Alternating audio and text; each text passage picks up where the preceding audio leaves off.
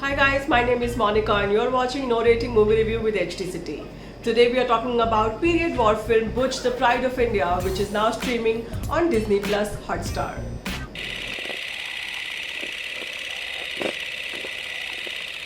Okay, so there's a lot of screaming, shouting, explosive, fighter jets and aerial action out there. But isn't that how an actual war scene is supposed to look like? For once, I'm glad that the makers of Bhuj did not feel the need to lace the script with needless melodrama, and instead, they stuck to show the actual severity and struggle during such attacks. Directed and co-written by debutante Abhishek Dudhaiya, Bhuj is a majorly fictionalized tale of an episode from the 1971 war between India and Pakistan, when the Bhuj airbase was completely destroyed in a deadly airstrike by Pakistani forces. The film highlights the heroic tale of soldiers and 300 female civilians from a local village who got together to rebuild a bombed-out runway in just 72 hours. The entire mission is led by IAF squadron leader Vijay Karnik, played by Ajay Devgan. While as the commanding officer at the Bhuj airbase, Ajay is in full form, and I don't really mind when he parks a few jingoistic lines.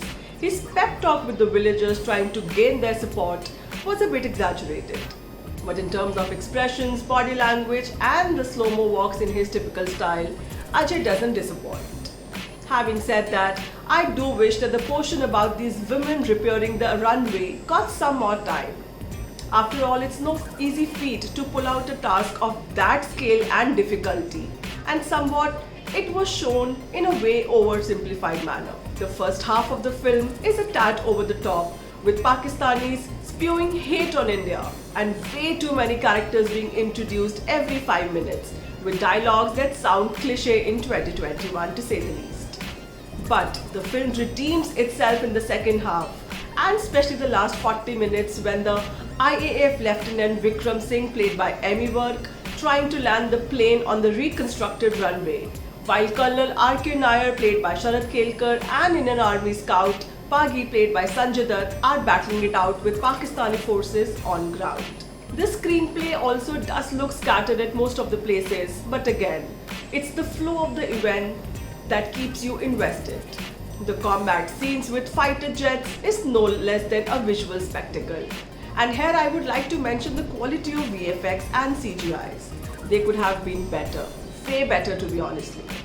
The adrenaline rush that you get watching these sequences can only be felt on the big screen, but even on the OTT, you cannot overlook the impact they will eventually have on you. And while coming to the ladies in the film, there is Gujarat ki Sherni Sonakshi Sinha as Sunderben, dressed in ghagras and singing bhajans.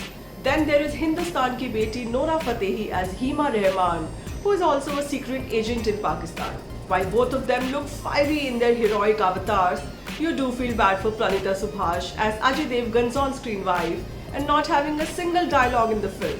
In its nearly 2-hour runtime, the film rushes from one war scene to another, and that kind of works for me because you really don't want to sit through for 3 hours understanding the backstories of every character.